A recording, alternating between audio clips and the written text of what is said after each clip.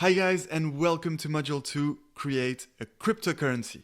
So no worries, you can see that we are still in Module 1 right here, but that's because, as you understood, we're going to use this blockchain created in Module 1 to build our cryptocurrency. Indeed, our cryptocurrency will be based on the blockchain technology, as it is the case for most cryptocurrencies.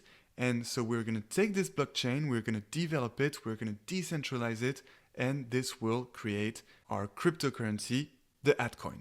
So let's create the altcoin, and therefore the first thing that we're going to do now is simply create a new file.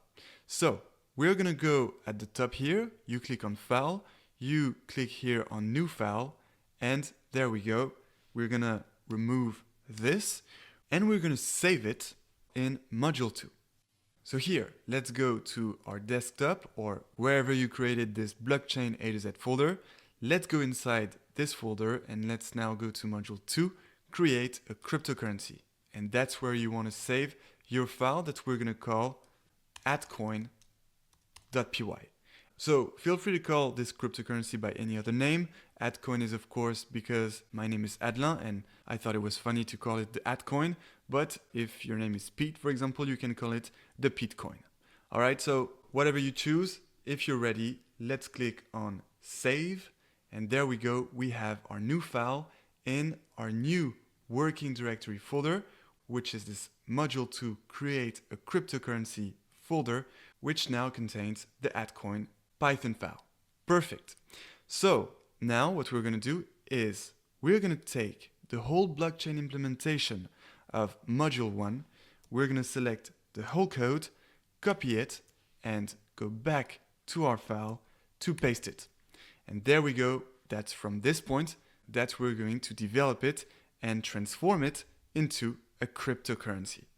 So now we no longer need this blockchain.py file. We can save this file again, and there we go. We are ready to start building the altcoin.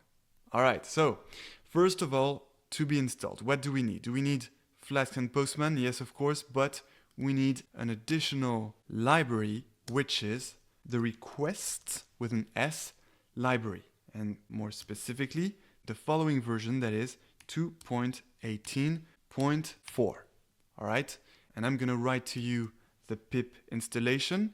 You just need to type in a terminal or in the Anaconda prompt for those of you who are on Windows, pip install, and then this requests equals 2.18.4. So I'm copying this and I'm pasting that right here. And so now let's install this. So I'm just copying the whole command line. Let's open a terminal. So on Mac, you can press Command plus Space to get this shortcut, type terminal, and then press Enter to open the terminal. And for those of you who are on Windows, I remind that you can find your terminal by clicking on the Windows button here, then find in the list of programs Anaconda, and then inside Anaconda you find the Anaconda prompt. And the Anaconda prompt is the equivalent to this terminal that I just opened.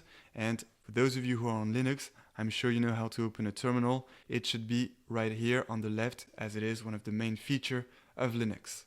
All right, so there we go inside the terminal or the Anaconda prompt.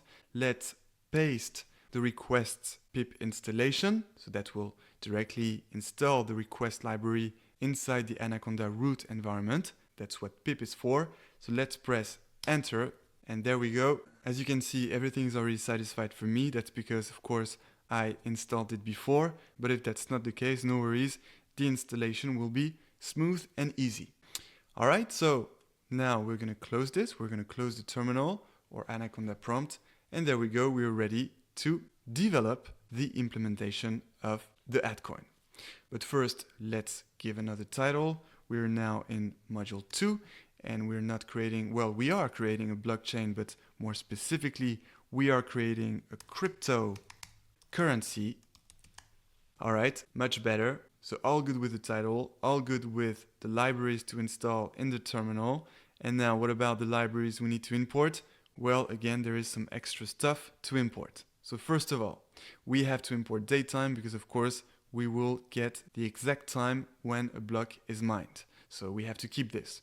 We will of course keep hashlib because of course we will be using some cryptographic hash functions again, and it will be still the SHA-256 cryptographic hash function. We will of course use JSON again, because especially now we're going to create the transactions which will be in the JSON format. And then from Flask, well, of course we're gonna use Flask again to create some web apps, because we will still be in our user-friendly interface Postman, but this time on a decentralized network with several servers, that is several nodes all around the world. So you're gonna see it's gonna be quite something.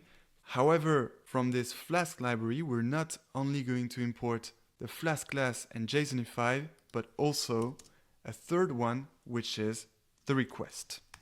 The request module. And that's because we will be connecting some nodes in our decentralized blockchain network. And to connect these nodes, we will be using the getJSON function.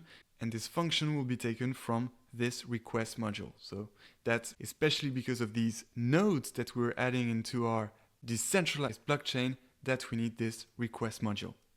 All right, and now we're all good with all the Flask classes and modules. Then what we'll need is to import what we just installed in the terminal, which is the request library. So we'll import requests right now. And by the way, this request library will be just needed in one line of code in this whole implementation, and that will just be used to catch the right nodes when we check that all the nodes in the decentralized blockchain have indeed the same chain. That will be, you'll see, the consensus we'll need to apply. We'll see that in much more detail, but basically that's where we'll use the request library. And finally, there are two last libraries we need to import.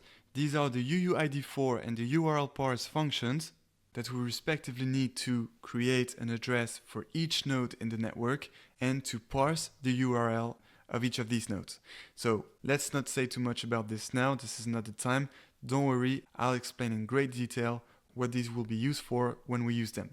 But for now, let's just import them. So the first one we need to import is UUID4, and we import it from the UUID library. So from this UUID library, we import the UUID4 function. That's the first one. And then the second one, as we said, is the URL parse function. And we import this function from the URL lib.parse module. URL lib.parse.